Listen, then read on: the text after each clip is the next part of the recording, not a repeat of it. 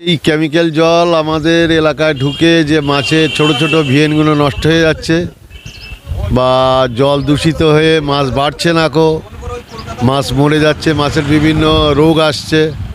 আগে যেমন ন্যাচারালভাবে যে আমাদের এই চাষগুলো হতো ন্যাচারাল চাষ, কোনো পদ্ধতিভাবে করি না আমরা, তা এই নদীর জল ঢুকিয়ে আমরা চাষগুলো করি। এতে আমাদের এত পরিমাণ কেমিক্যাল আসছে যে মাছের কোনো ভিয়েন হচ্ছে না, বা যে বাগদা পোনা যেগুলো আমরা ফেলি সেগুলো এই জলে নষ্ট হয়ে যাচ্ছে এবং মাছের বিভিন্ন রকম রোগ আসছে। যে রোগগুলো আমরা ঠেকাতে পারছি না, তাতে আমাদের মাছ চাষের ব্যাপক ক্ষতি হচ্ছে।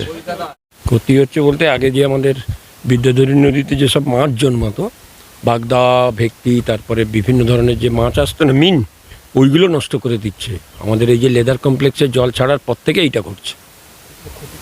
ক্ষতি হচ্ছে মানে কি, ওই মাছ জন্মাতে পারছে না, সব ঘেরিওয়ালারা মার খাচ্ছে, চাষিরা মার খাচ্ছে, অর্থনৈতিক উপরে চাপ আসছে তো অবশ্যই আসছে না।